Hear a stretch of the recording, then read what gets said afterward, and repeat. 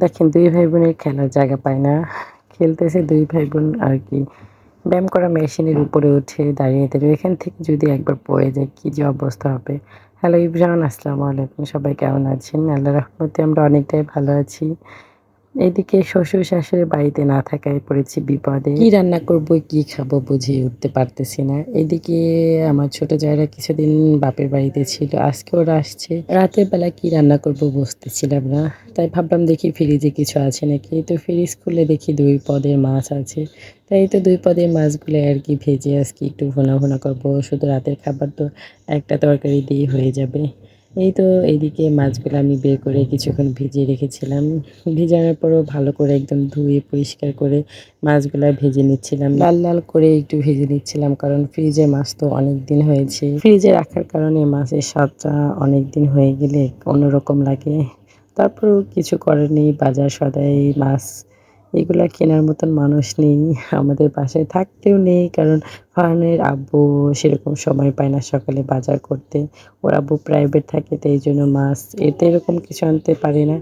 এমনি সময় সব বাজারে এনে দিচ্ছে বাইরে থেকে। এই তো আমি রান্না করতেছিলাম, রান্নার ভিডিও একটু করছিলাম। আর এদিকে রুমের মধ্যে কয় ভাই বোন খেলাধুলা করছে। তাদেরকে একটু করে আবার দেখা লাগতেছে কারণ তারা কয় ভাই বোন খেলাধুলা করে তারপর আবার মারামারি শুরু করে দেয়। এদিকে আমি টিভিতে আরকি গান ছেড়ে দিয়েছিলাম। কয় ভাই বোন তো নাচানাচি করতেছিল গানের শব্দ পেয়ে।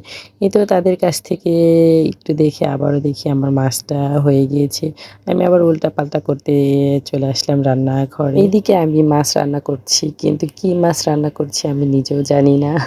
আসল কথা আমি মাছ রান্না করি কিন্তু মাছের নাম জানি না। আমার শ্বশুর যখন বাজার থেকে মাছ নিয়ে আসে তখন আমি জিজ্ঞাসা করি, "আব্বু এটা কি মাছ?" সে বলে দেয় তারপরেই জানি যে এটা এই মাছ। এই তো ওইদিকে কয় ভাই বোনের নাচানাচি দেখে আবারও চলে আসলাম রান্নাঘরে। আমার মাছ ভাজা শেষ। আজকে আমি বাটা কষা ছাড়াই মাছ ভুনা করব ভেবেছিলাম কিন্তু এদিকে আমার পেঁয়াজটা একটু ভাজাভাজি করার পরে দেখলাম যে একদমই জিরা বাটা না দিলে ভালো লাগবে না মাছের মধ্যে। আবার চুলাটা অফ করে আমি গিয়েছিলাম জিরা বাটতে। তারপরে তো জিরা বাটা শেষ করে এসে আবার সব মসলা এক করে দিয়ে দিচ্ছিলাম। মাঝে ভাবি একটা হয়ে যায় আরেকটা। আমার সাথেই মনে হয় এমনই হয়। কেন জানি আমার শাশুড়ি দেখি এভাবে মাঝে মাছ ভুনা করে বাটা কষা ছাড়াই। তাই ভাবলাম তার মতোই আজকে রান্না করতে যাই। কেন জানি করতে গিয়েও পারলাম না।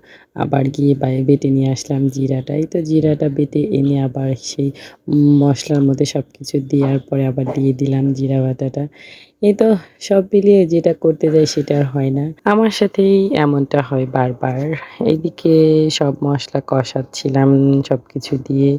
অল্প মানুষ, অল্প তরকারি। তারপর আজকে তরকারিটা একদমই কম হয়ে গিয়েছিল মানুষ আন্দাজে। বুঝতে পারিনি কারণ এতটা একদম কম হয়ে যাবে। এই তো অনেক কথাই বললাম আপনাদের সাথে রান্না করতে। এদিকে দেখেন আমার মসলা কষানো শেষ। এখন মাছ ভাজাগুলো আরকি দিয়ে দিচ্ছিলাম মসলার মধ্যে। এই তো মাছগুলা দেওয়ার পরে আমি কিছু পানি দিয়ে দেব। পানিটা দেওয়ার পরে একটু জাল দিয়ে নামিয়ে নেব। আমার এই তো মাছ ভুনাটা হয়ে যাবে। ভিডিওটা কেমন লাগলো সবাই কমেন্টে জানিয়ে যাবেন। ভিডিওটা আর বড় করব না। সবাই ভালো থাকবেন, সুস্থ থাকবেন। আল্লাহ হাফেজ।